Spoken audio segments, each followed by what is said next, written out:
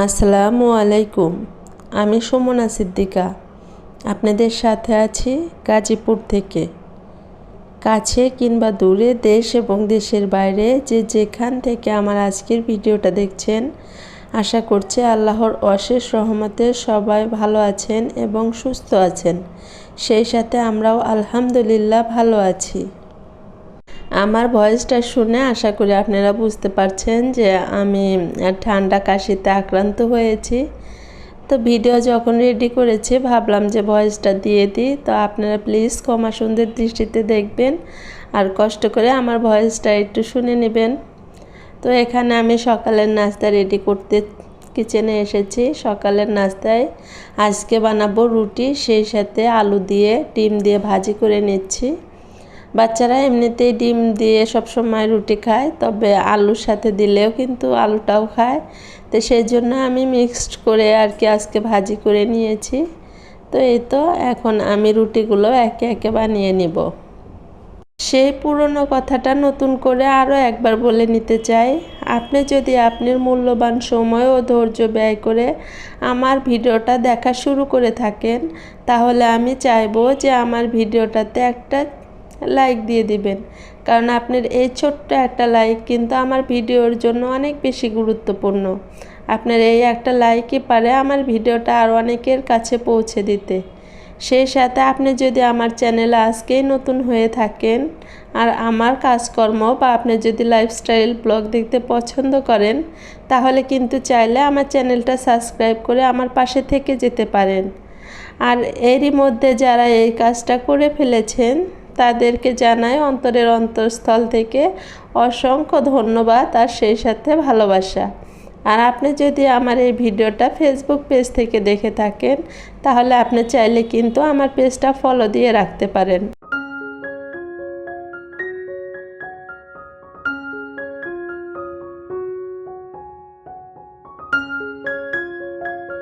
এই তো আমাদের সকালের নাস্তা কিন্তু রেডি হয়ে গেছে। এখন আমরা সবাই মিলে সকালের নাস্তাটা করে নিব। সেই সাথে গলার অবস্থা যেহেতু একদমই ভালো না, তাই ভাবলাম যে একটু মশলা চা বানিয়ে নিই। এখানে আমি আদা, লবঙ্গ, সেই সাথে এলাচ, তেজপাতা সব মশলা দিয়ে রং চা বানিয়ে নিয়েছি। এটা ছিল অন্য আরেক দিনের ভিডিও।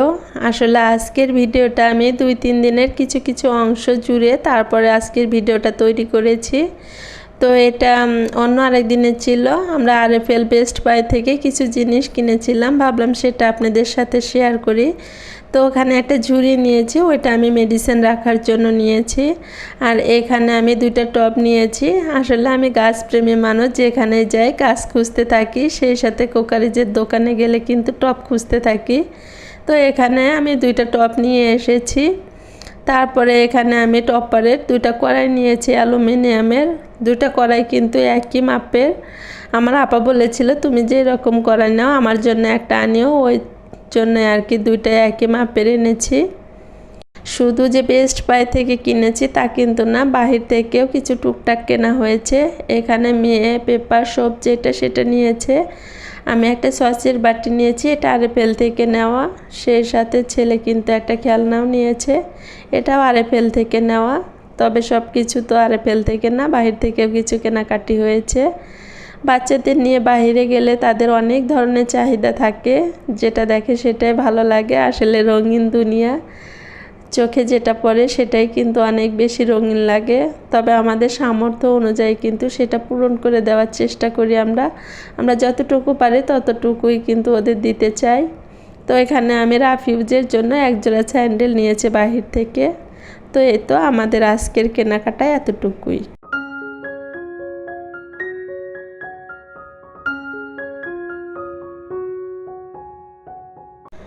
এখন দুপুরে রান্নার আয়োজন চলছে। আজকে দুপুরের রান্নায় আমি লতি রান্না করব ইলিশ মাছ দিয়ে। তো আমি যেভাবে রান্না করি সেটাই আপনাদের সাথে শেয়ার করছি। আমি জানি আমার অনেক আপু আন্টিরা আছে যারা রান্নায় অনেক বেশি এক্সপার্ট, তাদের তো শেখানোর কিছু নেই। তবে আমি যেভাবে করি সেটাই আপনাদের সাথে শেয়ার করছি। লতি রান্না করার 10-15 মিনিট আগে আমি কিছুটা পরিমাণ লবণ দিয়ে লতিগুলো একটু মাখিয়ে রাখি, এতে করে লতি অনেকটাই সফট হয়ে আসে। সেই সাথে লতির গায়ে যদি কোনো আঁশ থাকে ওটা কিন্তু খুব ইজিলি উঠে আসে আর কি। আজকে আমি নতুন কড়াইয়ে রান্না করব, তো এখানে কিন্তু আমি কড়াইয়ের যে স্টিকার থাকে ওটা উঠিয়ে নিয়েছি। তো উঠানোর পরে কিন্তু একটা আঠালো ভাব থাকে, তো ওখানে সামান্য পরিমাণ তেল দিয়ে যদি একটু কষা দেওয়া যায় তাহলে কিন্তু কড়াইটা অনেক বেশি পরিষ্কার হয়ে যায়, আঠালো ভাব আর থাকে না। তো এই তো কড়াইটা পরিষ্কার করে আমি সামান্য পানি গরম দিয়েছি, কুসুম গরম পানি, সেই সাথে লবণ দিয়ে লতি পরিষ্কার করলে লতি কিন্তু অনেক বেশি পরিষ্কার হয়।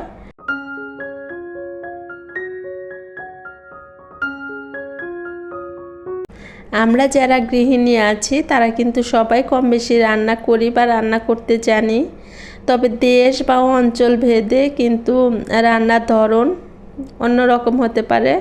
আপনি রান্না আমার রান্না দুটো রান্না কিন্তু মিল নাও থাকতে পারে, তবে রান্না কিন্তু হয়ে যায় আর কি। আপনি যেভাবে রান্না করেন তাতেও টেস্ট হয়, তারপর আমি বা আমার মা চাচি যেভাবে রান্না করে তাতেও কিন্তু টেস্ট আসে, তাই না? তো এক একজনের হাতের রান্নার টেস্ট এক এক রকম হয়ে থাকে। এখানে আমি পেঁয়াজ মরিচের সাথে মশলা কষিয়ে এখন এই তো ইলিশ মাছগুলো দিয়ে দিচ্ছি। ইলিশ মাছ যেহেতু অনেক বেশি নরম হয়, তো আমি আগেই একটু নাড়াচাড়া দিয়ে মশলার সাথে মিশিয়ে নিয়েছি। এখন সামান্য পরিমাণ পানি দিয়ে কিন্তু একটু কষিয়ে নিব। তো আমি সবসময় ইলিশ মাছটা একটু এভাবেই রান্না করি, দেখা যায় ভেজে রান্না করলে কেন জানি সেন্টটা মনে হয় কম আসে। অফ ক্যামেরাতে আমি এখানে কমলি শাক ভেজে নিয়েছি। তো এখন এই তো ইলিশ মাছ কষানো হয়ে গেলে কিন্তু আমি মাছগুলো উঠিয়ে নিয়েছি, আর বাদ বাকি যে মশলা ছিল ওই মশলার ভিতরে কিন্তু আমি লতিগুলো দিয়ে দিয়েছি। সেই মশলার সাথে কষিয়ে নিলে কিন্তু সেন্টটা অনেক ভালো পাওয়া যায়। তো পাশের চুলাতে আমি কিছু বাদাম ভেজে নিচ্ছি, আজকে আমি বাদাম ভর্তা করে নেব, তার জন্য কিন্তু কিছু বাদাম ভেজে নিচ্ছি। তো এটা আমি খুব কম আঁচে আর কি মুচমুচে করে ভেজে নিচ্ছি। এর মধ্যে কিন্তু আমার রান্না ইলিশ মাছ রান্নাটা হয়ে গেছে। তো এই তো বাদামের খোসাগুলো ছাড়িয়ে এখন আমি চলে এসেছি ভর্তাটা বানানোর জন্য।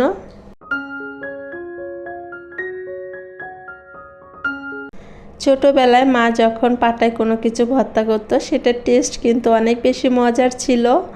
তো এখন প্রযুক্তির অনেক উন্নতির ফলে কিন্তু আমরা অনেকটা অলস হয়ে গেছি, দেখা যায় যে মেশিনের সাহায্যেই সব রকমের কাজ করে নিতে চাই। তবে পাটায় মাখানো ভর্তা কিন্তু অনেক বেশি টেস্ট হয়। তো এখানে আমি এই তো বাদাম ভর্তা করে নিয়েছি।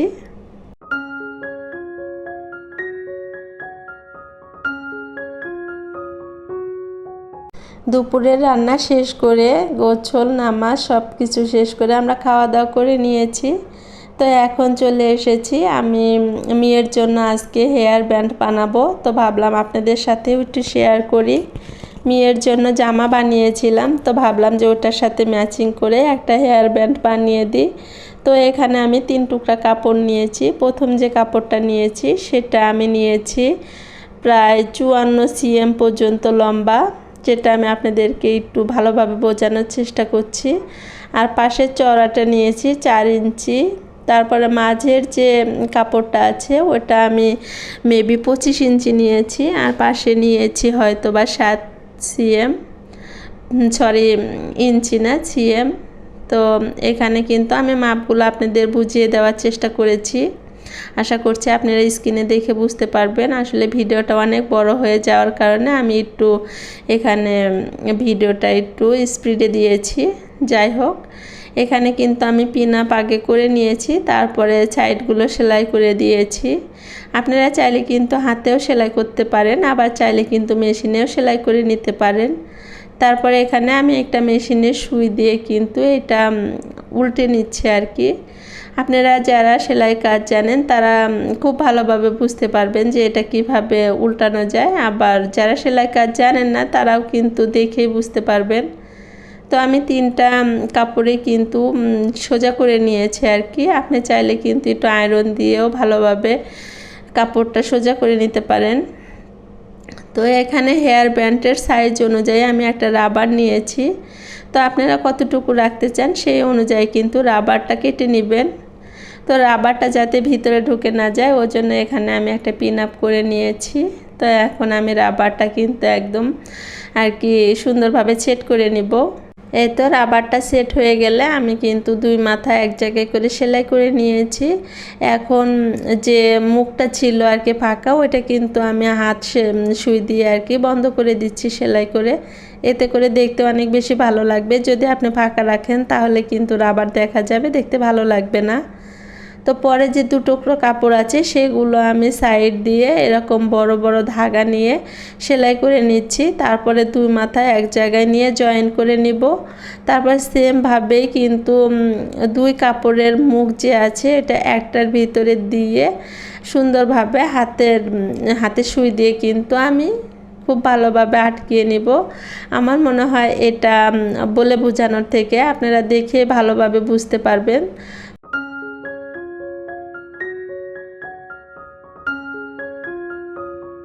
সেমভাবেই কিন্তু এখানে আমি দুটো কি ফুল বানিয়ে নিয়েছি। তো এখন আমি একটা বুতাম দিয়ে কাপড় মুড়িয়ে নিচ্ছি আর কি।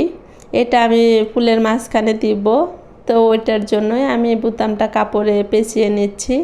তো এটা পেঁচানো হয়ে গেলে এখন আমি সেই হেয়ার ব্যান্ডের সাথে সবগুলো জিনিস সেট করে দিব।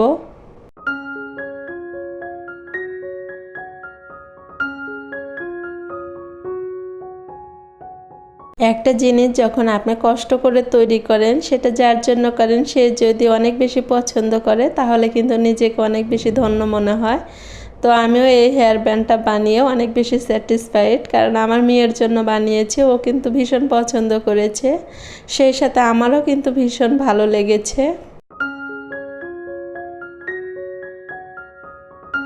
এই তো আমার এতক্ষণের চেষ্টা কিন্তু সার্থক হয়েছে।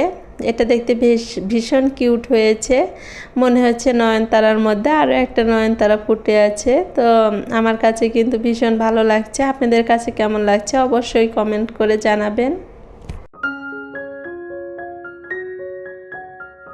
মেয়ের জামা সেই সাথে ম্যাচিং করে হেয়ার ব্যান্ড বানানোর মধ্য দিয়েই আমি আমার আজকের ভিডিওটা শেষ করছি। দেখা হবে পরবর্তীতে নতুন কোনো ভিডিওর সাথে। সেই পর্যন্ত আপনারা সবাই ভালো থাকবেন, সুস্থ থাকবেন, সবাই সবার জন্য দোয়া করবেন। আল্লাহ হাফেজ, আসসালামু আলাইকুম।